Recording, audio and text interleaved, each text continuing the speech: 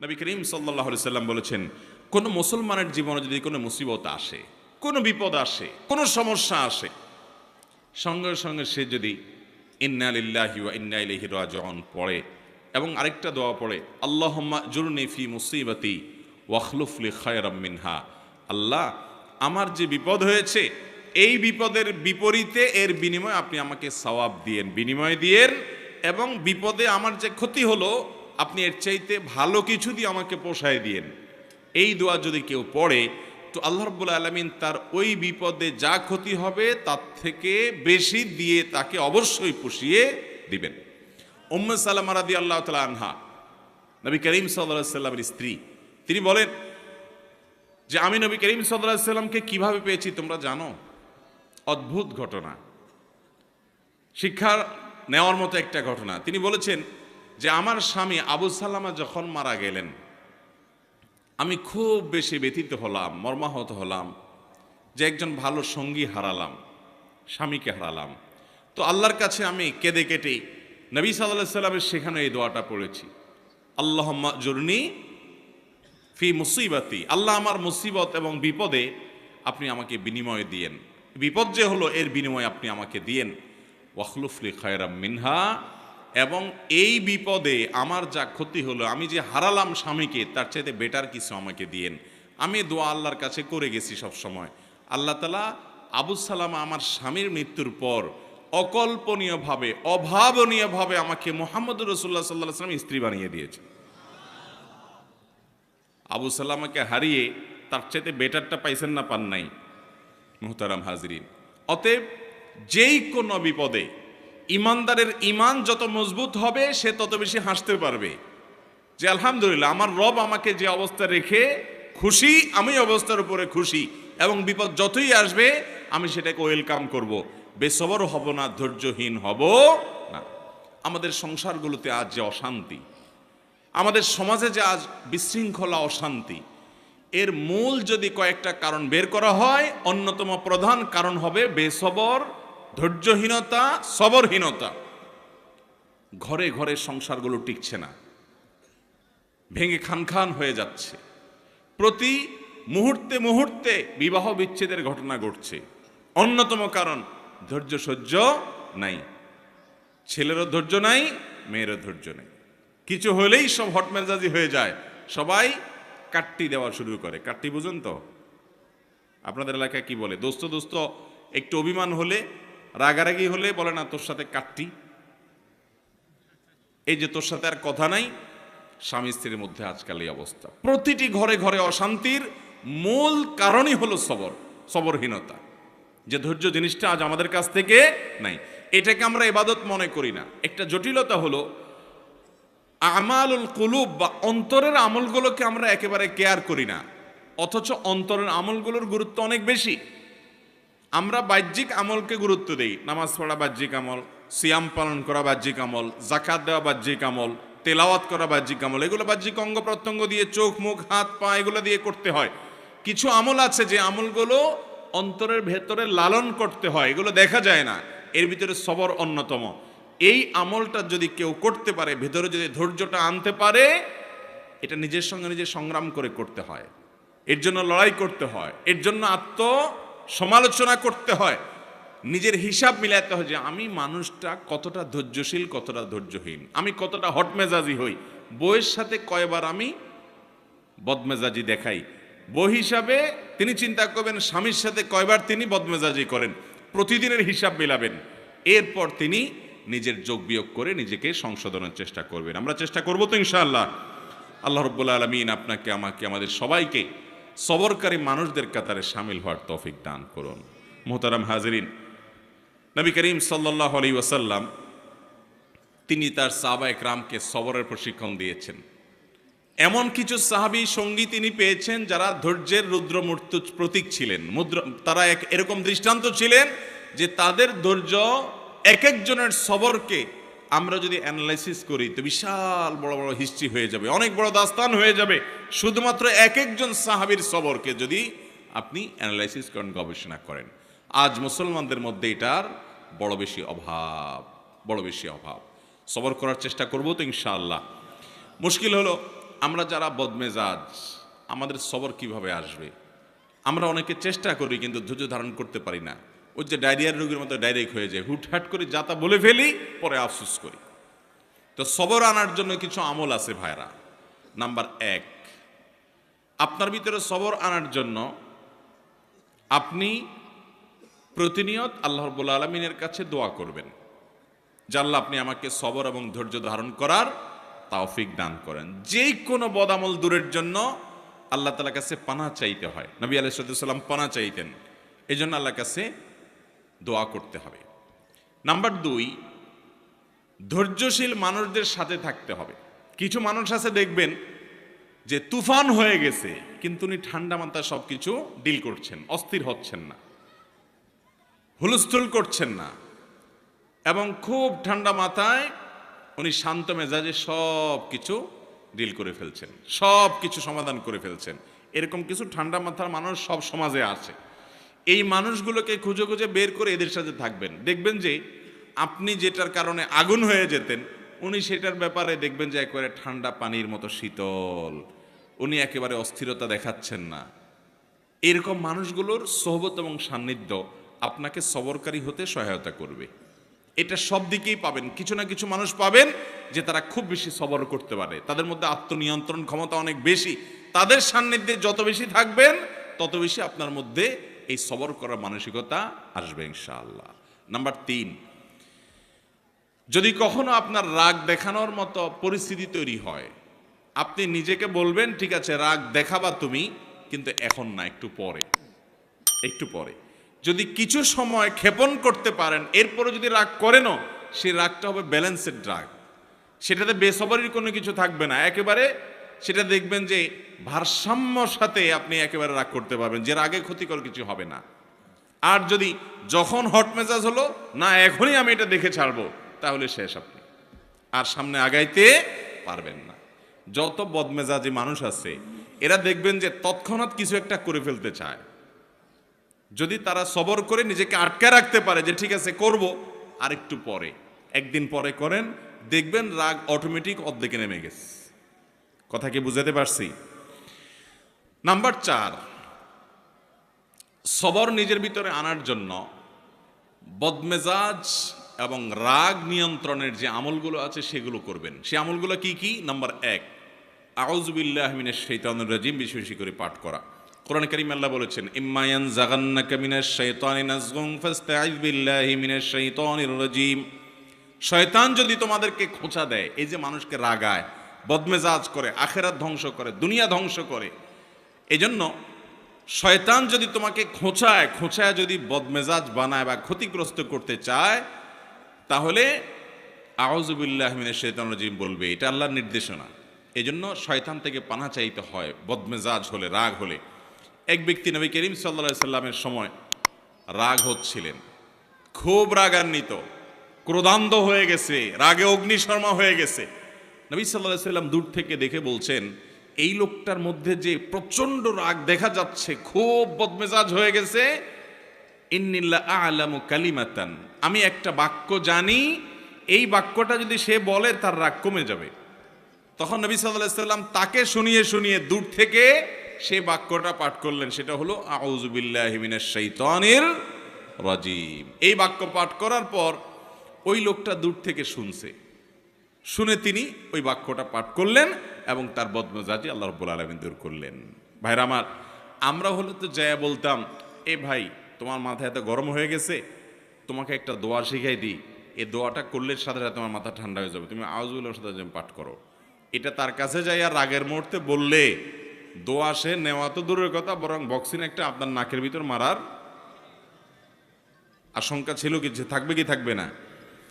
নবী করিম সাল্লাল্লাহু আলাইহি সাল্লামের হিকমা দেখেন, উনি নবী হওয়ার পরও উম্মতকে পর্যন্ত সরাসরি এইরকম পরিস্থিতিতে কোনো কিছু বললে সে মানতে পারে কি পারে না, সেজন্য তার কাছ থেকে নবী আলাইহিস সালাম সে আশা করছেন না যে তাকে এই মুহূর্তে বলা যাবে, তিনি দূর থেকে বললেন এবং তিনি শুনে ঠান্ডা হলেন। এই জন্য আউযু বিল্লাহি মিনাশ শাইতানির রাজিম পাঠ করবেন। যাদের মধ্যে খুব রাগ বেশি আছে, ধরেন আপনার বউ, বাসার স্ত্রী অনেক রাগী, যতই বুঝান কোনো কাজ হয় না, তো যে খাবারগুলো সে খায়, যে পানীয়গুলো খায়, আউযু বিল্লাহি মিনাশ শাইতানির রাজিম 7 বার পড়ে ফু দিবেন। আবার দেখে যেন না ফেলে, খবরদার। দেখলে কিন্তু খবর আছে, বলবো যে কি মন্ত্র পড়ে কি করছো, আরেক যুদ্ধ বাঁধবে কিন্তু। এই জন্য আর যদি দেখায় করতে চান তাহলে আগে ভাগে বলবেন, দেখো আমি কিন্তু কোনো ঝামেলা করতেছি না, শুধু আউযুবিল্লাহ পড়ে ফু দিচ্ছি। তো যদি বলে যে আউযুবিল্লাহ পড়ে কেন ফু দিছো, যদি বলেন যে তোমার রাগ অনেক বেশি, তাহলে আরেক যুদ্ধ হইতে পারে। এটা আরেক মুসিবত, এটা সাবধানে করতে হবে। একই কথা পুরুষদের বেলায়ও, মহিলারা পুরুষদের জন্য আমলটা করবেন। বাচ্চাদের জন্য এই আমলটা অনেক বেশি উপকারী। যেটা বলছিলাম শুরুতে, আজকাল বাচ্চারা সব ক্রেজি হয়ে গেছে। সব বাচ্চা দেখবেন ঘরে ঘরে ক্রেজি বুঝেন তো, মানে সব রাগী, এমন রাগী যে শুধু ভাঙচুর করবে চতুর্দিকে। অথচ আগে বাচ্চাদেরকে এত বদমেজাজে দেখা যেত না। এটার অনেক কারণ থাকতে পারে। আমার নিজস্ব একটা ভাবনা আছে। এর একটা কারণ আমার কাছে মনে হয়, সেটা হলো আজকাল বাচ্চাদেরকে আমরা নানান ভিডিও গেমস ইত্যাদিতে এত বেশি অভ্যস্ত করেছি, কার্টুন এত বেশি দেখাই, বিভিন্ন ডিভাইস দিয়ে এত বেশি খেলার জন্য তাদেরকে সুযোগ দিয়েছি যে এগুলোতে তারা সারাদিন শুধু মারামারি কাটাকাটি দেখে। গেমসের মধ্যে সে দেখে সামনে যা আছে সব শেষ করে ফেলাও, ঠিক না ঠিক? গুলি করতে থাকো, তুমি সামনে আগাইতে পারবা। গুলি করতে পারো না, তুমি শেষ। সাপ লুডু খেলতেছো, তাহলে সব খেয়ে ফেলো, তাহলে তুমি সামনে আগাইতে পারো। এই যে অন্যকে শেষ করলে সামনে আগানো যায়, আমাদের দেশেও দেখবেন যে এই অবস্থা। মানুষ বড় হওয়ার পরেও আরেকজনকে দমাইতে না পারলে, আরেকজনের ক্ষতি না করতে পারলে সে আগাইতে পারে না। কারণ ওই যে কালচারটা ওইভাবে বেড়ে উঠছে, বাচ্চা ওইভাবে দেখে দেখে বড় হয়েছে। এই জন্য দেখবেন বাসায় কোনো মেহমান আসলে অনেক সময় দেখবেন ছোট পোলা পায়েন ওই আঙ্কেলকে দেখে এরম ধরে ঠুস ঠুস ঠুস ঠুস করে, হাত দিয়ে পিস্তল মারে। তার মানে কি, ও সারাদিন মারামারি দেখছে, ও জানে সামনে যা আসে সব শুধু ঠুস ঠাস করতে হয়, ফাইট করতে হয়, এটাই শিখছে। তো ও বদমেজাজ হবে না কি হবে? ওর মধ্যে উদ্ভট ভাব আসবে না কি হবে? বাচ্চাদেরকে আজ শারীরিক কসরত থেকে আমরা মাহরুম রেখেছি। বাচ্চাদেরকে শুধু মাহরুম রাখি নাই, আমরা নিজেরাও মাহরুম আছি। শারীরিক কসরত করে, ব্যায়াম করে, খেলাধুলা করে, দৌড়াদৌড়ি করে কিসে সুস্থ থাকবো? কোন দেশের কোন খেলোয়াড়রা কোথায় খেলে, আর ভূতের মতো রাত 2টা বাজে উঠে তাকায় থাকেন আপনি।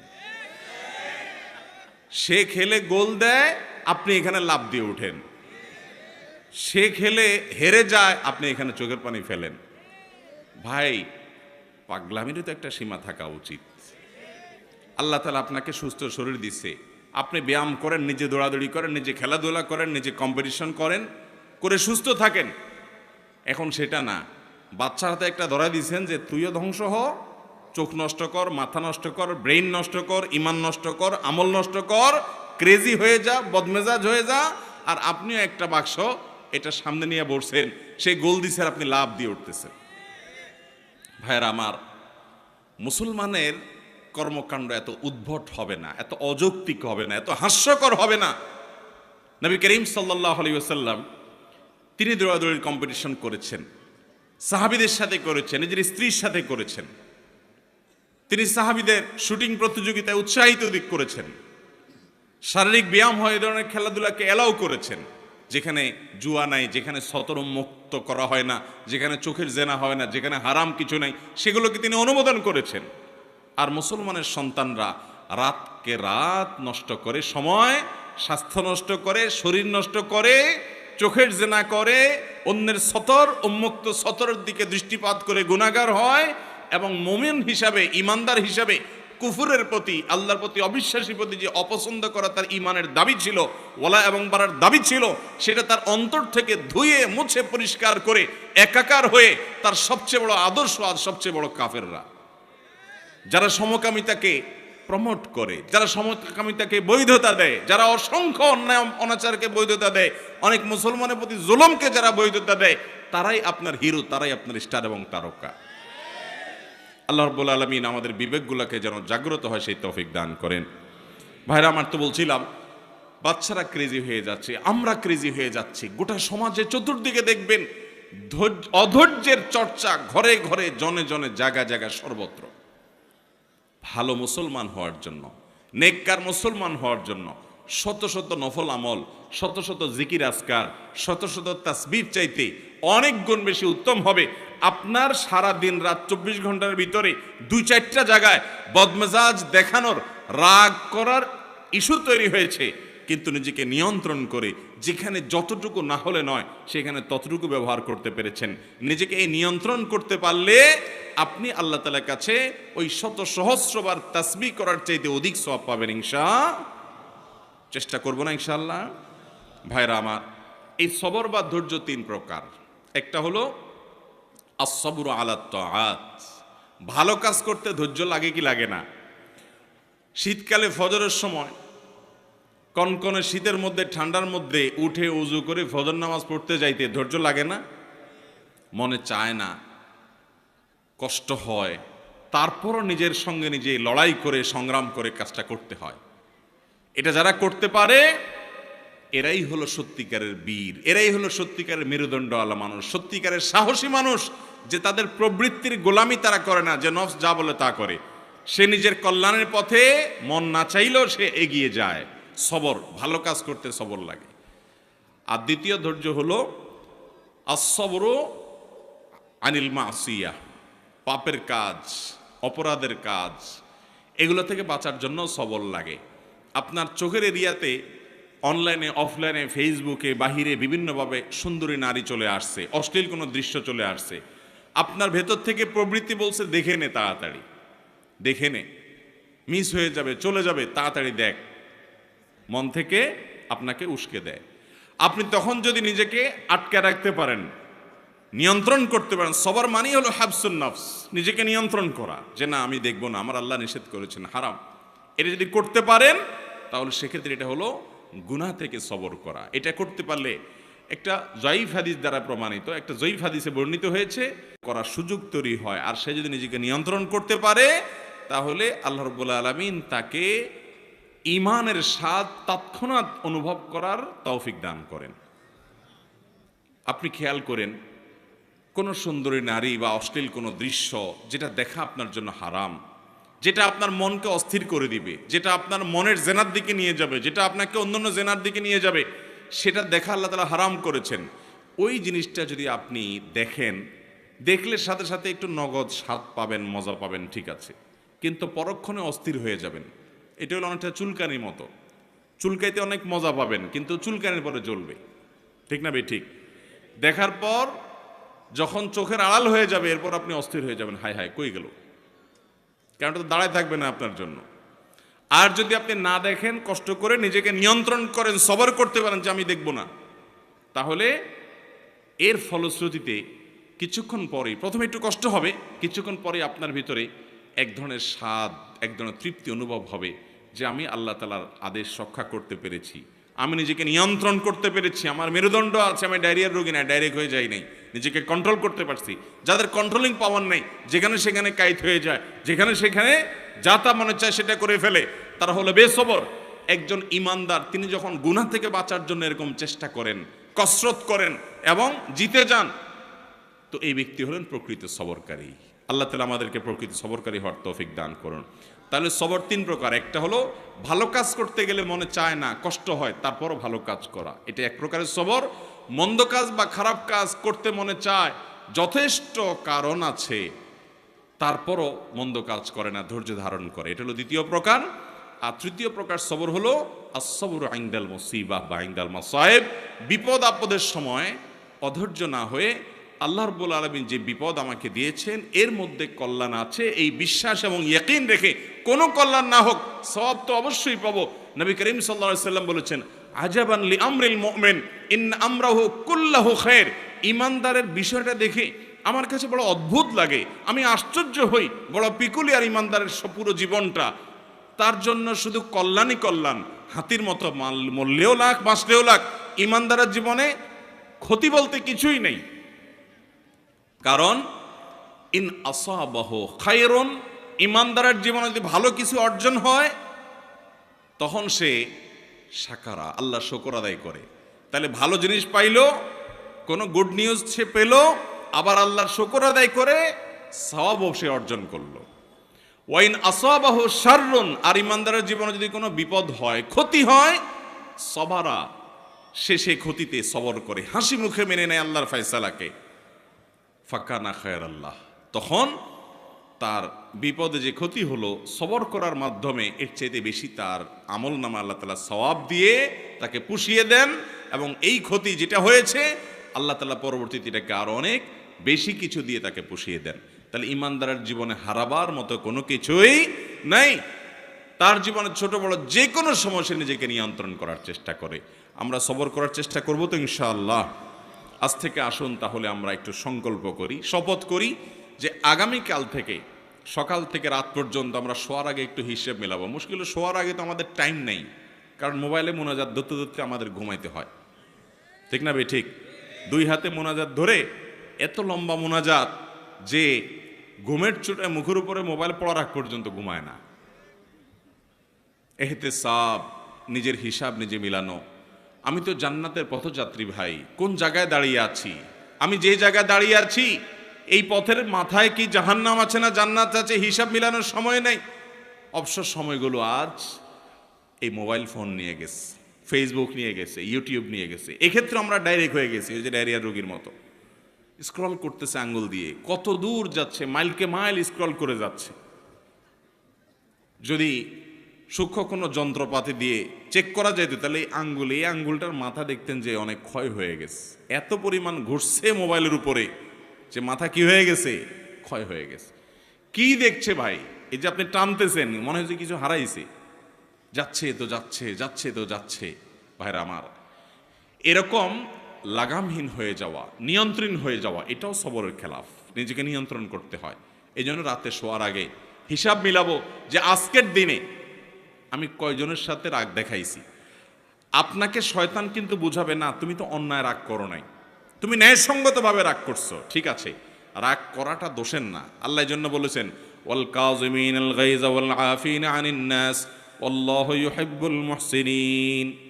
যারা নিজেদের রাগকে সংবরণ করতে পারে এবং যারা মানুষকে ক্ষমা করতে জানে, এবং আল্লাহ রাব্বুল আলামিন ভালোবাসেন যারা মানুষের প্রতি অনুগ্রহ করে। হটমেজাজি হয়ে কাউকে সাইজ করে দিলেন আর বললেন হ্যাঁ আমি অন্যায়ের বিরুদ্ধে তো প্রতিবাদ করছি, দরকার আছে অন্যায়ের বিরুদ্ধে প্রতিবাদ, অন্যায়কে বিরুদ্ধে বাধা দেওয়ার দরকার আছে, কিন্তু নিজের আখলাক নষ্ট করে না, নিজের আখলাক ঠিক রেখে পরিমাপ করে। এই জন্য আল্লাহ তাআলা বলেছেন ওয়াল কাযিমিন আল গায়জ। আল্লাহ বলেন নাই ওয়াল আদিমিন আল গায়জ, যাদের মধ্যে রাগ নাই তাদের প্রশংসা আল্লাহ করেন নাই। যাদের মধ্যে রাগ আছে কিন্তু এটা নিয়ন্ত্রণ করে, যেখানে যতটুকু ডোজ দেওয়া দরকার ততটুকু দেয়, এই মানুষগুলো আল্লাহ তাআলার কাছে প্রিয় পাত্র হয়। কোনো এক সালাফ, আল্লাহর কোনো এক নেককার বান্দা, তার একজন অধীনস্থ কাজের লোক একই ভুল বারবার করে, তো উনি ধমক দিয়েছেন, দিয়ে বলেছেন তোমাকে কতবার বলবো আর বলো, আর তোমার মাফ নাই। তখন সে লোকটা বলল আল্লাহর কাছে কিয়ামতের দিন আপনি একই অপরাধ বারবার করার কারণে কতবার ক্ষমার আশা করেন, আমাকে ততবার করলেই হবে। ভাইরা আমার, আজ শয়তান আমাদেরকে নানা ভুল বুঝিয়ে বেসবর করছে। সবর করার চেষ্টা করবো তো ইনশাআল্লাহ। তো যেটা বলছিলাম যে দিন শেষে হিসাব করবেন যে আজকের দিনে মোট কয়টা বেসবরি হয়েছে, নোট নিবেন, কোথাও লিখে রাখবেন। পরের দিন চ্যালেঞ্জ নেবেন যে না আজকে যেন আমার এই সংখ্যাটা কোনোভাবে স্পর্শ না হয়েছে, কম যেন হয়। এইভাবে যদি আপনি চেষ্টা করতে থাকেন, একসময় দেখবেন অনেক কঠিন কঠিন সময় আল্লাহ তাআলা আপনাকে মাথা ঠান্ডা রেখে কাজ করার তৌফিক দিয়েছেন। দুনিয়াতেও উন্নতি করতে পারবেন, আখিরাতেও পারবেন। আর বেসবর হবেন, জায়গায় জায়গায় বেইজ্জত হবেন। দুনিয়ার বেইজ্জতিও নিশ্চিত, আখিরাতের বেইজ্জতিও নিশ্চিত। অতএব আখলাক যেটা কিয়ামতের ময়দানে সবচেয়ে ওজনী আমল হবে, আখলাক যেটার কারণে জান্নাতের সর্বোচ্চ শিখরে যেতে পারবেন, আখলাক সুন্দর করার কারণে আল্লাহর প্রিয় পাত্র হতে পারবেন, এই আখলাকটার ব্যাপারে আমরা খেয়াল করি না, অন্যান্য আমলের দিকে আমরা খেয়াল করি। এই জন্য সবরের বিষয়ে কিছু কথা বললাম। আল্লাহ তাআলা আমাকে, আমার মধ্যে যে খুব একটা সবর আছে তা নয়, এ কথাগুলো বলার উদ্দেশ্য আল্লাহ যেন আমাকেও সবরকারী বানান, আপনাদেরকেও বানান, আমরা সবাই যেন সবরকারী হতে পারি। আর সে আজিমের মালিক আমাদেরকে সবাইকে যেন ধৈর্যশীলদের কাতারে শামিল করেন, সেই দোয়া করছি। আল্লাহ তাআলা আমাদের সবাইকে তৌফিক দান করুন। জাযাকুমুল্লাহু খায়রা ওয়া আখিরু দাওয়ানা আলহামদুলিল্লাহি রাব্বিল আলামিন।